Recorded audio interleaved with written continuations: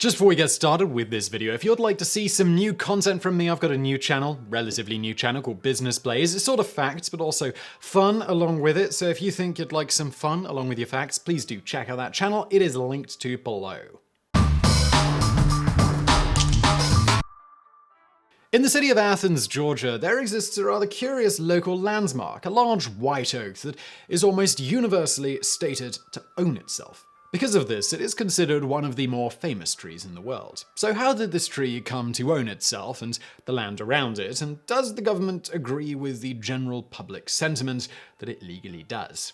Okay, so first the backstory. Sometime in the 19th century, a Georgian called Colonel William Jackson, born all the way back in 1786, reportedly took a liking to said tree and endeavored to protect it from any and all danger. As to why he loved it so, the earliest documented account of this story is an anonymously written front-page article in the Athens Weekly Banner, published on August 12, 1890, and it states, Colonel Jackson had watched the tree grow from his childhood and grew to love it almost as he would a human. Its luxuriant foliage and sturdy limbs had often protected him from the heavy rains, and out of its highest branches he had many a time gotten the eggs of the feathered songsters. He watched its growth, and when on reaching a ripe old age he saw the tree standing in its magnificent proportions, he was pained to think that after his death it would fall into the hands of those who might destroy it.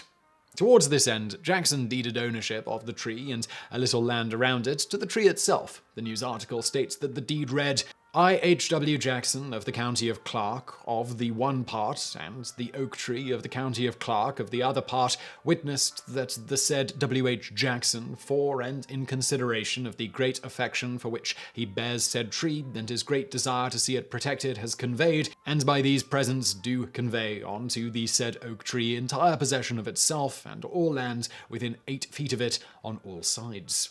In time, the tree came to be something of a tourist attraction known as the tree that owns itself. However, in the early 20th century, the tree started showing signs of its slow demise, with little that could be done about it. Father Time does come for us all eventually, even our often long-lived, tall and leafy fellow custodians of Earth. Finally, on October 9th, 1942, the over 30-meter tall and 200 to 400-year-old tree fell. Rumor has it that it was the result of a severe windstorm and or having previously died and its roots rotted.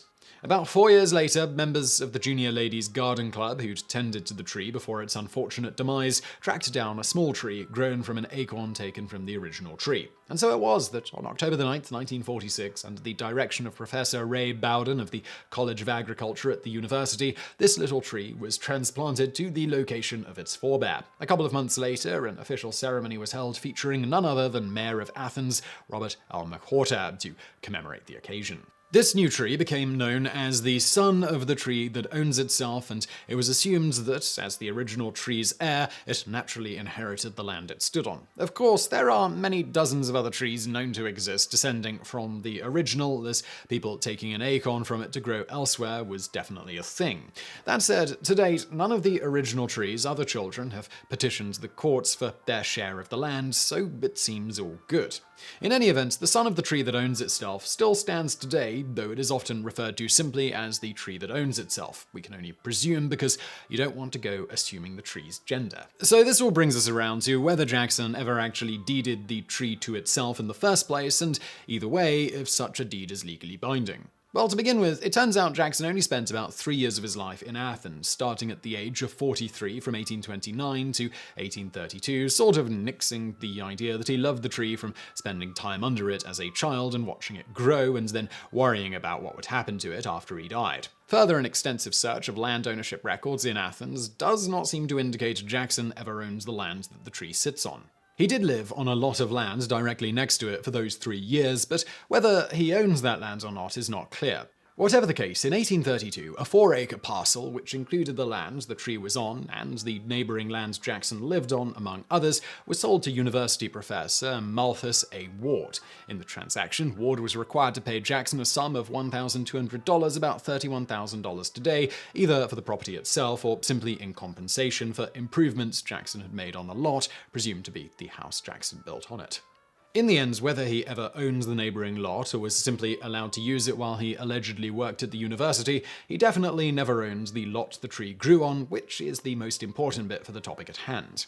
After Professor Ward purchased the land, Jackson and his family purchased a 655-acre parcel a few miles away and moved there.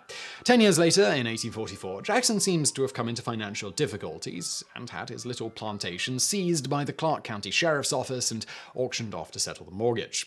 Thus, had he owned some land in Athens itself, including the land the tree sat on, presumably it would have been sold to raise funds, or otherwise he would have just had it taken. And whatever the case there, Jackson would have known property taxes needed paid on the deeded land for the tree to be truly secure in its future, yet no account or record indicates any trust or the like was set up to facilitate this.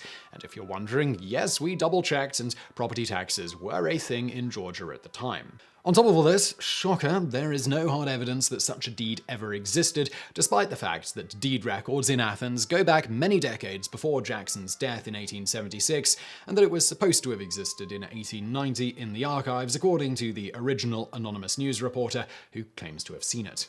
As you might imagine from all of this, few give credence to this side of the story, so, well, how did it all come about then?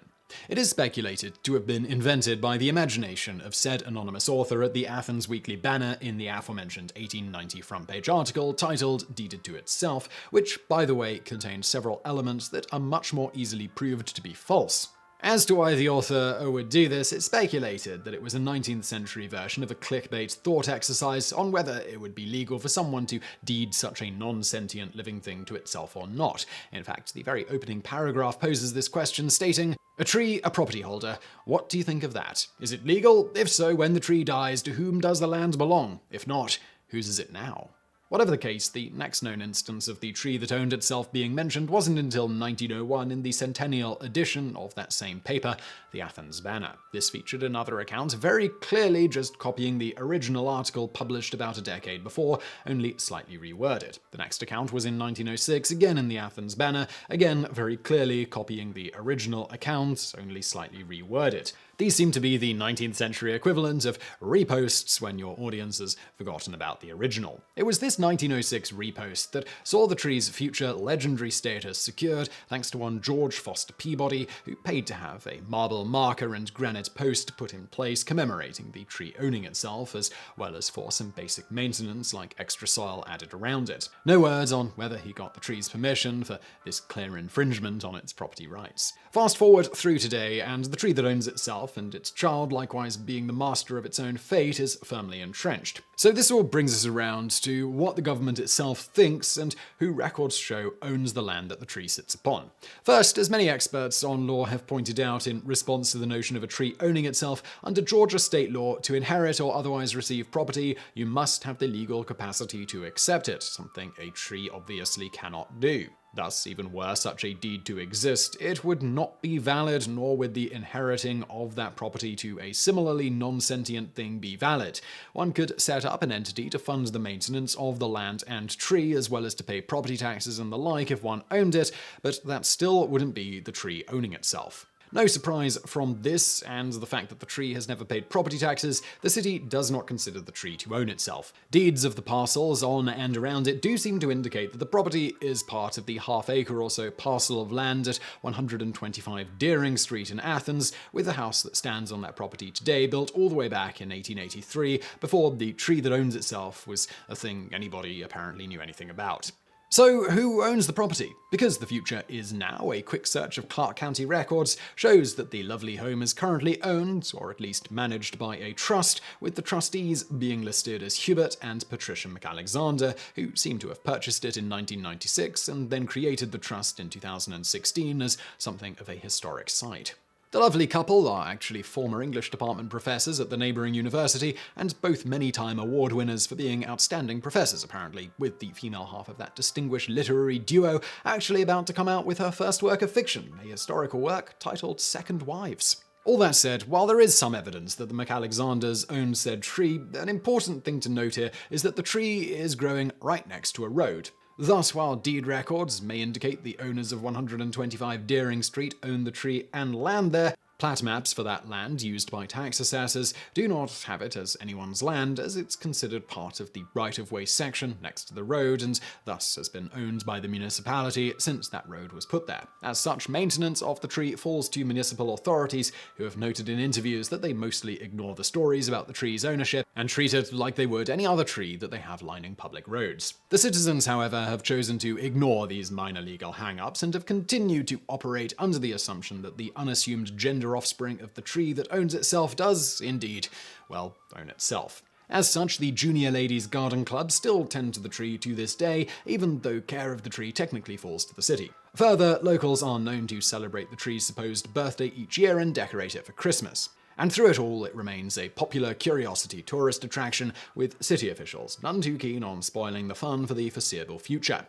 So while the tree does not own itself, it is afforded some level of protection that other such trees adjacent to public throughways are not. Thus, given its age and how well it's maintained, this tree will likely outlive us all and potentially a few generations of our offspring. For reference, while there are certainly exceptions going all the way up to over 600 years old, most white oaks live about 200 to 400 years, with this one being around 75 years old. So I really hope you found that video interesting. If you did, please do hit that thumbs up button below. Also, do check out my other channel, Business Blaze, which I am linking to below. And thank you for watching.